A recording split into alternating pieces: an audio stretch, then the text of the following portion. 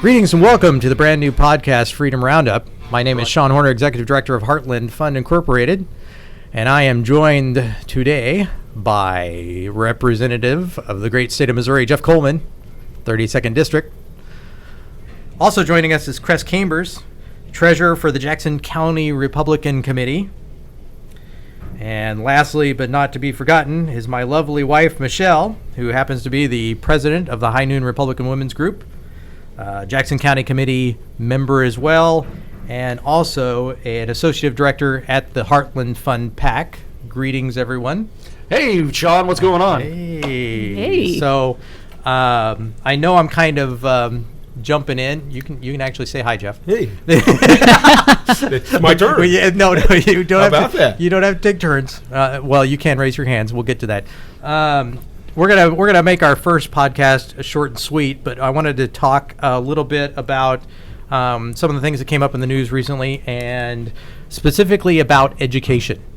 It's an important thing that hits locally, and it has a broad range of impacts. I wanted to start off with you, Representative Coleman. I wanted to talk a little bit about what you were kind of mentioning earlier about the Blue Springs. What was it Oak Grove? What were you talking about? So Blue Springs put together a legal aspect last week. I guess it was I'm trying to remember what it's called. They are suing. There's an actual court date going to happen now. So you're talking about the 100-person mandate? Right. Yeah. Well, okay. in they wanted to make Jackson County stay away so that they could do what they needed to do. There's a terminology. Arbitrary and unreasonable is what they're saying in the suit. Right. That's the suit. But what do you do when you put a restraining order? Oh, okay. Yeah, restraining order. Holy Yeah. cow, was that tough. Yeah, but That was a really tough one to get out of there. So they had a restraining order that they put out against Jackson County last week. Who the judge decided to not go with that. Right. So, but the lawsuit is still on. Okay. And Blue Springs is suing Jackson County. I'm getting little instructions here. it's a little. It's the Jackson County Health Department exactly. Right. Who they're suing. They're suing to not allow them to put that out there. They want at least 25% of their stadium to be occupied. Sure.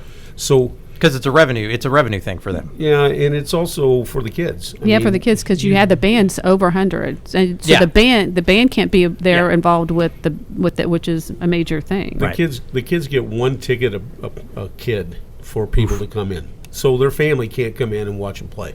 That's So- bad for seniors. Yeah, it's just bad for everybody because the family can't get to watch. It's imagine being out there in the field and not having anybody in the stands. So I have a follow-up question, and I don't mean to ask you. It's more like just kind of throwing it out there for anybody kind of discuss. But what about all these the recruiters, the folks that that are supposed to be watching this? How do they get in? Are they being ignored? I mean, are they getting past this rule? Is that No, and that's another issue. You've got seniors who want to go on to a higher position, and they're not able to have those people come out and see. So wow?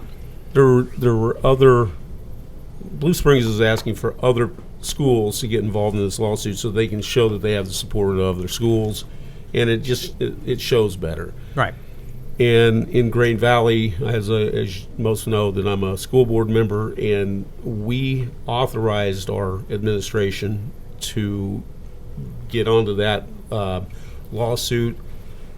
Our attorney decided that wouldn't be as good of an idea because everybody is so afraid of Jackson County shutting them down.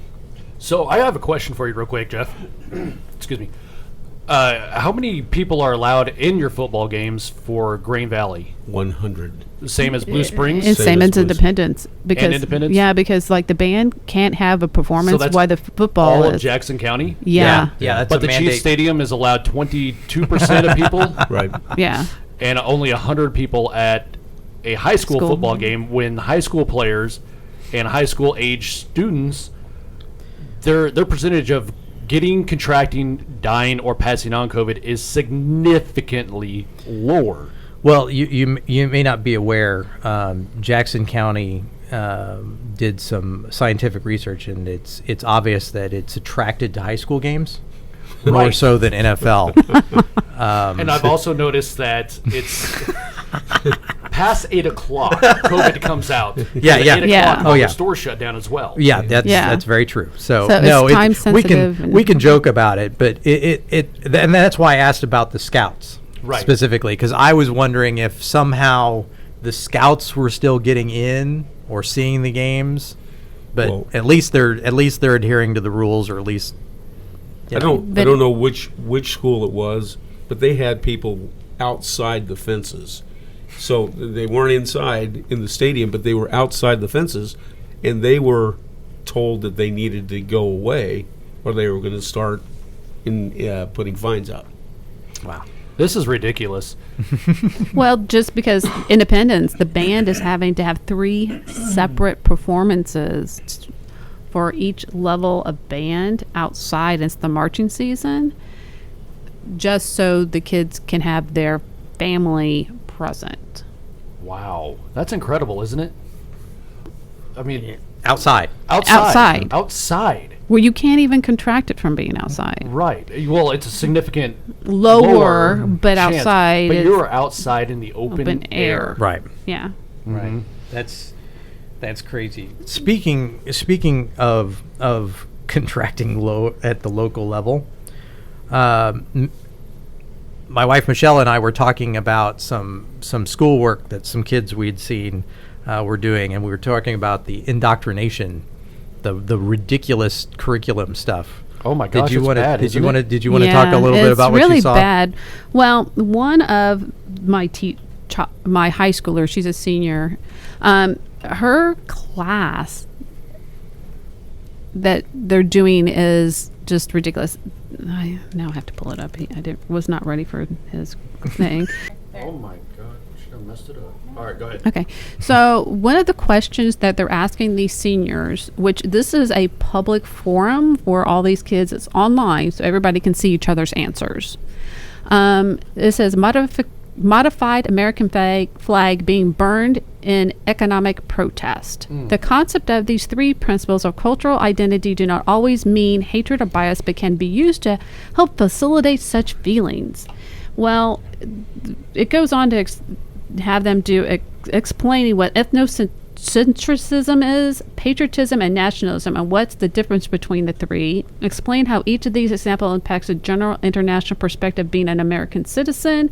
How might other nations view each of these examples? Do these examples shed positive or negative light upon the American culture? It's And then the thing post-response, discuss ethnocentrism, patriotism, and nationalism. Discuss boards for grading. Please respond thoughtfully to other students posting as well. So these students are posting on this forum that's public to this class, and it is beyond political and ridiculous. I mean, what these kids, and they're not even backing up any of their theories or their thoughts with actual statistics. They're just posting what they're being told to post. Well, and it's being enforced when they don't do something right, since it's public, and it said it was public.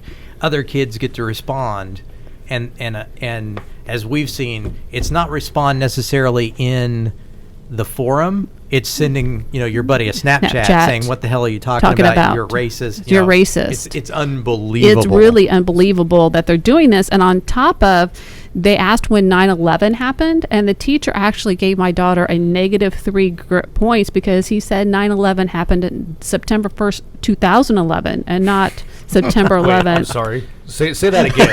let's be clear. Let's say this again. He took 3 points off my child's grade because he said September 11th did not happen September 11th, 2001. Yep, you're right. But it happened September 1st, 2011. No. Yeah, we actually have a photo of the teacher actually grading and telling her this. No. Yeah. Yes. No. I didn't believe it either. I because didn't it's believe like- it either, but it's actual. I have a photo that proves it. Oh my goodness. So you have these ignorant teachers that don't even know history themselves teaching about ethnocentrism, whatever that word did is, you catch- nationalism and patriotism. But then they're trying to say nationalism isn't patriotism, though they're one and the same. They can be, and that's. So And they can't can be. Did you hear what she said though when she was reading it about?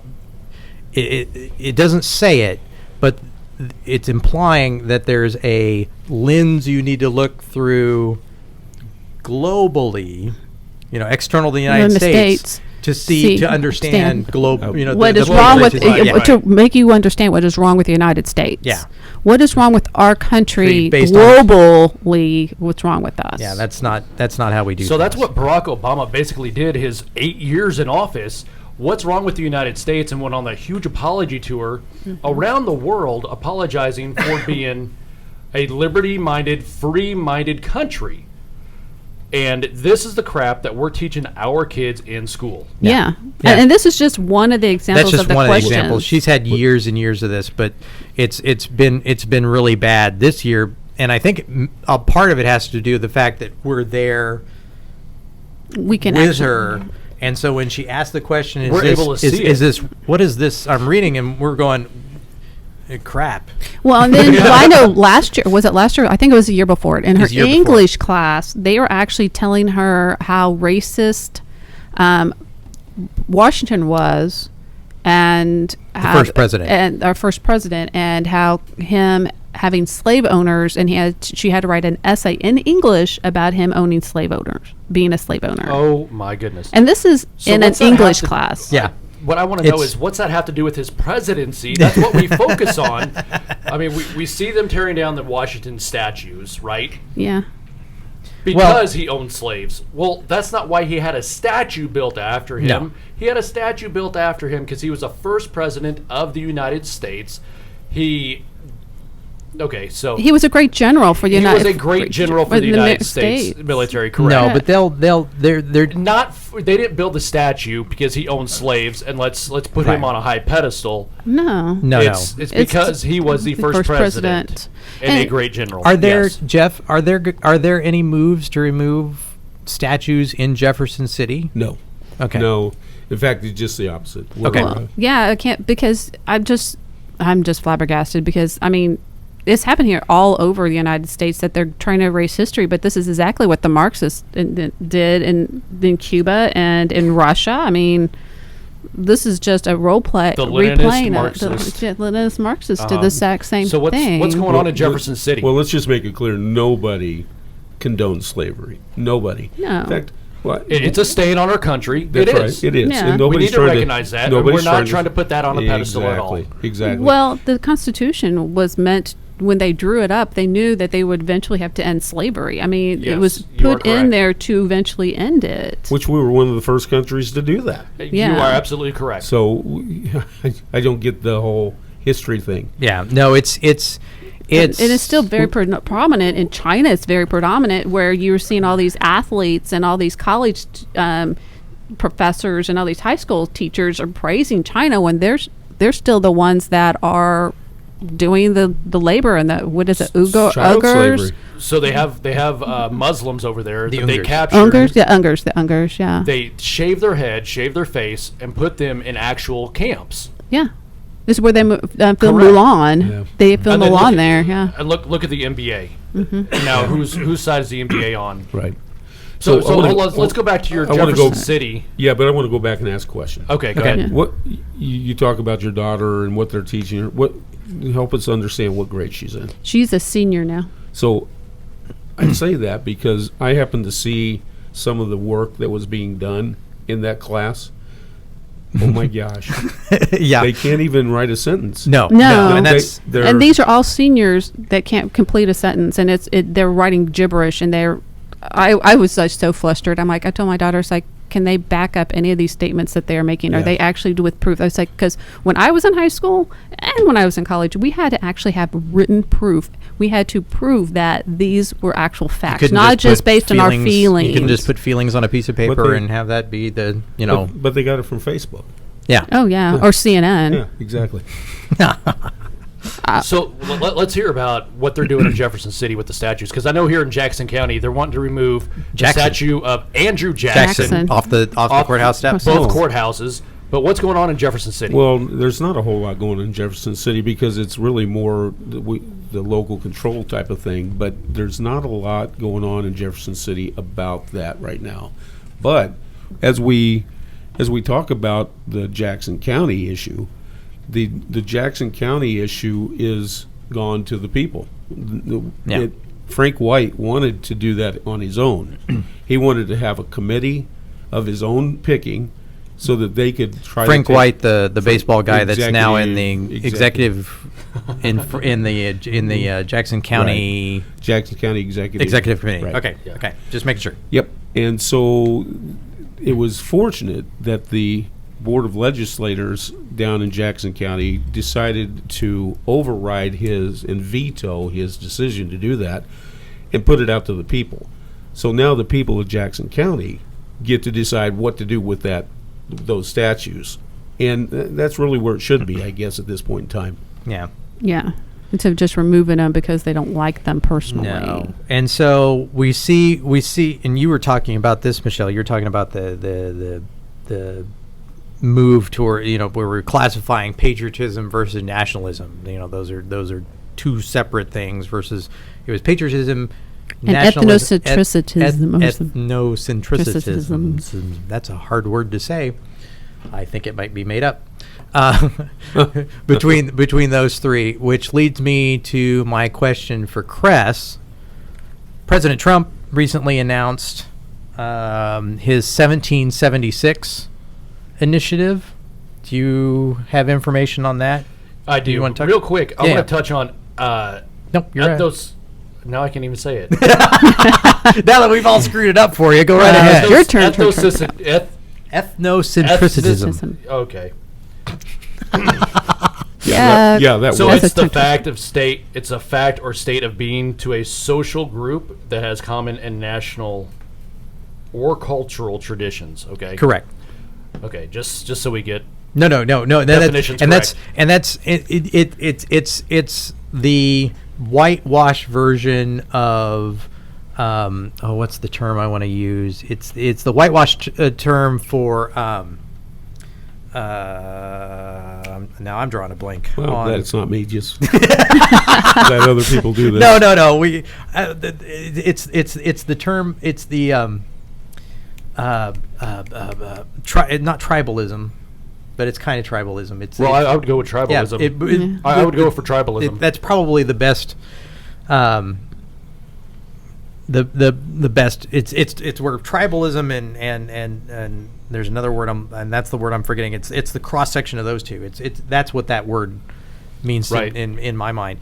And when you start checking off boxes, it's the whole who can check off the most boxes wins, right?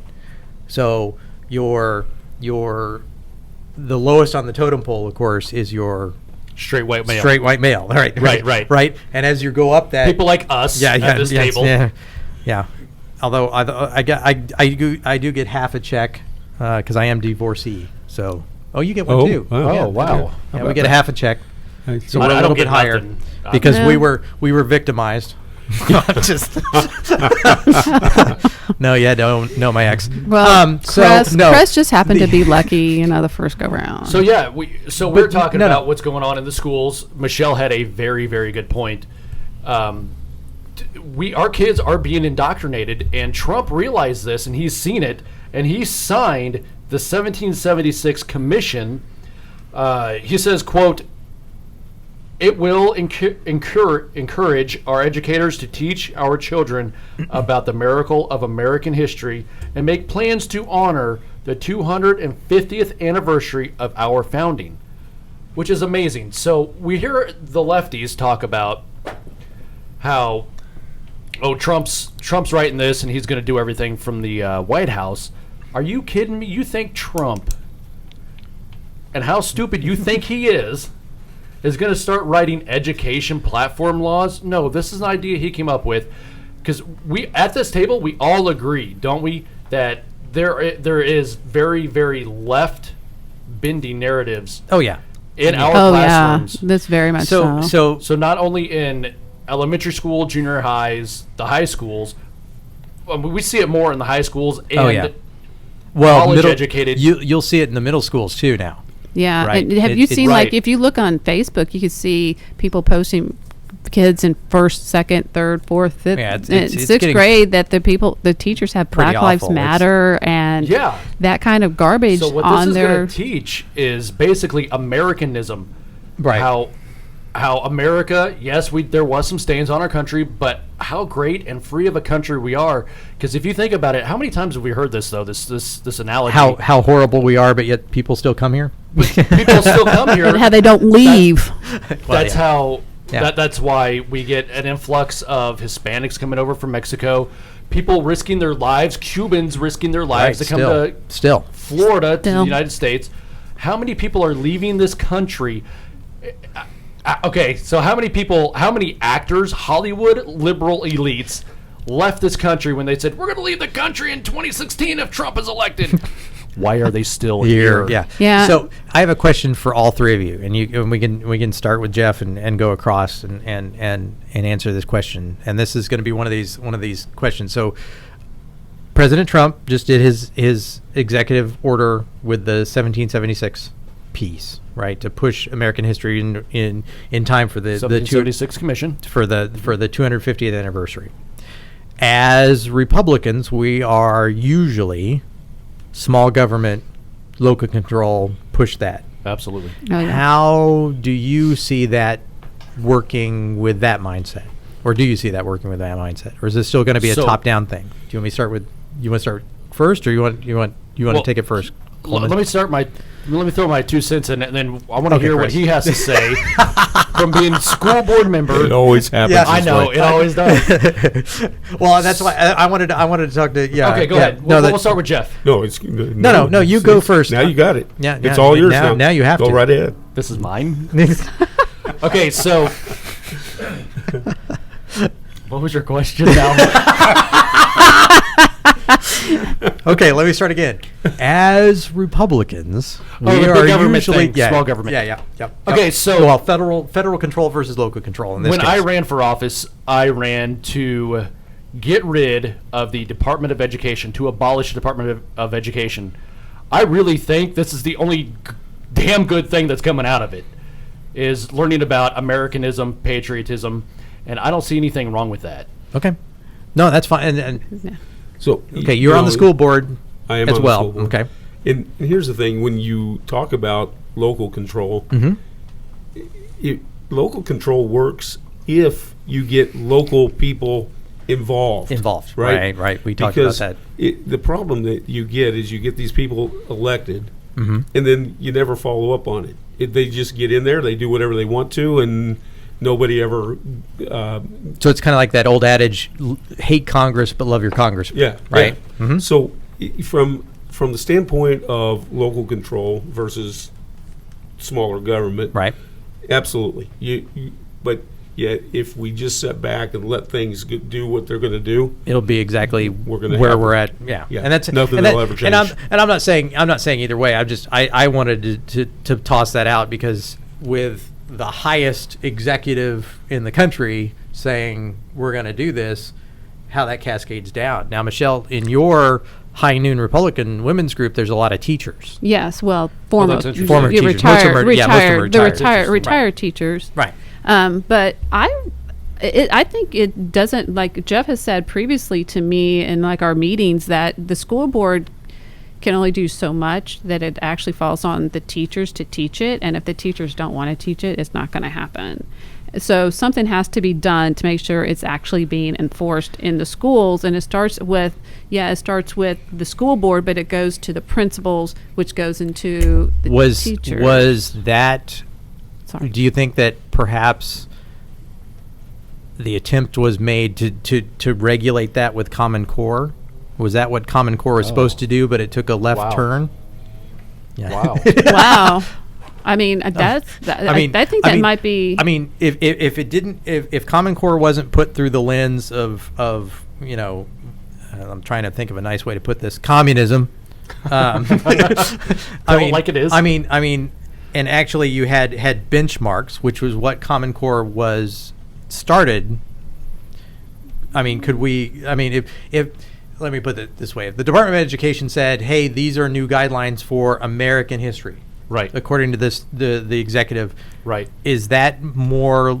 Then we're not controlling; we're kind of passing it down to the local level. Well, I Does that can make tell you more sense? this: Missouri has a law that's supposed to teach American history, but I can tell you our senior has never actually learned American history, and there's a law on our books that Mary Potter, one of our now hold on, members, hold on, he's a has senior. passed. She's a senior, and she has not been no. taught American history. No. No, because we'll talk. In fact, we were talking. Where in the hell are we in this country I right mean, now? because What she's we're- taken American government now, but it's not the same. They're not actually teaching them about government. They're teaching about this kind how of it works and stuff. and- Because I Because forget remember, what when we did it, we learned. I know the preamble of the Constitution. I know the we had to know every single war we were in. Yeah, but they Yes. don't do that anymore. In fact, they don't even. Wow. I don't even think in fourth grade they used to mandate you had to do Missouri. the Missouri Correct. history, but Right. they We were even took talking away. about that on the way they here. they Okay. took away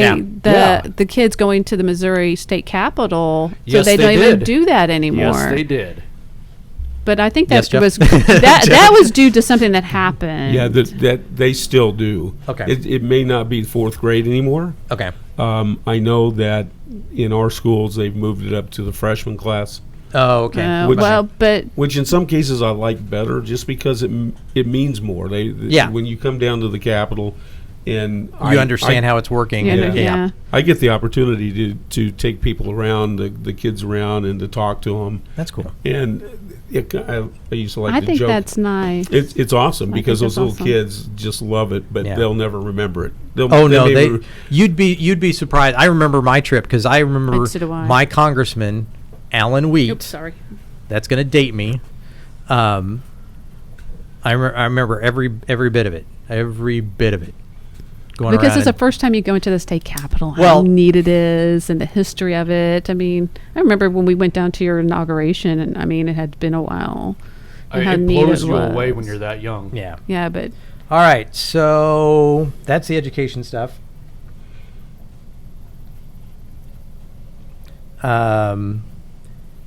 Yeah, I know. So we're running out of time. I need to wrap things up for our first podcast. Is there any other closing things you guys want to mention about education? Jeff, was there something that you wanted to mention? I want to say one thing. No, go right I ahead. just had a conversation with a constituent tonight before I came over, and their concern obviously is that we're not getting our kids back to school, and that they learn more from school in school than they would outside of school. So the question was, what can we do? What can we do to make this happen? Yeah. And the bottom line is, they've got to get out and write letters. They've got to call. They've got to write emails. They've got to go to school board meetings and make it get it done. known by the community. This is what we want, because we pay the taxes that pay the salaries. This is what we want for our kids. right. yeah. Right. So Well, Michelle? and I think also it also starts in the home. We as parents need to make sure what the kids are learning and make sure if they are being misinformed to inform them of the correct stuff about history in the United States. I think we have these children that didn't get spanked when they were younger, and so they've gotten by with what they're doing with I these wondered- writings and stuff. But Wondered it's if you get that in. Chris, it's how the many times- parents that need to do that. how many times do you get spanked? Me? Why are we talking about me? Why does his name come up with spanking? Anyway, any last bit on the education thing? On the education thing? Yeah, not the spanking. Just, I mean, no. That's a story for a different no. So, no, I agree with Michelle. As parents, we do need to step up we do need to be involved in our kids' lives. We do need to be involved in their school life as well and help them as much as possible. Well, I know that the schools are teaching the kids that we as parents are ignorant and we don't know what we're talking about. Right. So we need to have that ingrained in the kids' heads that we are still the powerhouse and the right versus wrong, and not the schools. Absolutely. Yep. Absolutely. Yep. I mean, that's our job, to teach them values as conservatives as well. Teach them conservative values, being whatever faith we are. But you know what I'm saying? Yeah, we are their teachers. We are their the first line of teaching is us, and it should be the last line of teaching. There you go. And I think go. think that's been the biggest blessing with the COVID thing, is actually seeing Parents wake up. what they're doing. All right. Well, I'd like to take this opportunity to thank my guests, Cress and Michelle and Jeff, for their participation in our Freedom Roundup. I want to add one thing real quick. Yes. And I'm going to pimp out the office real quick. I want to tell everybody to show up Monday through Saturday from 9 to 6 p.m. in Blue Springs, 706D Northwest 7 Highway is the GOP office. I want to welcome everybody in. We do have a couple of hats, shirts, flags, Trump merchandise here and available.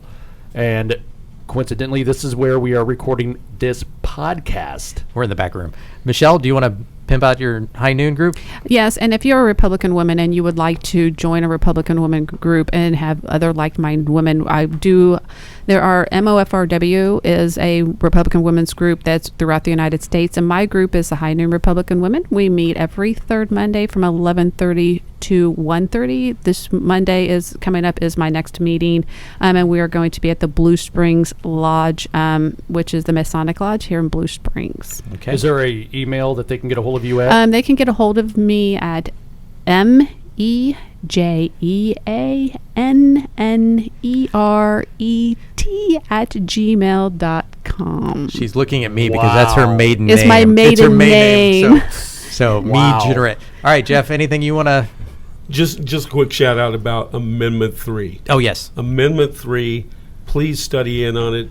Go to my Facebook, Citizens for Jeff Coleman.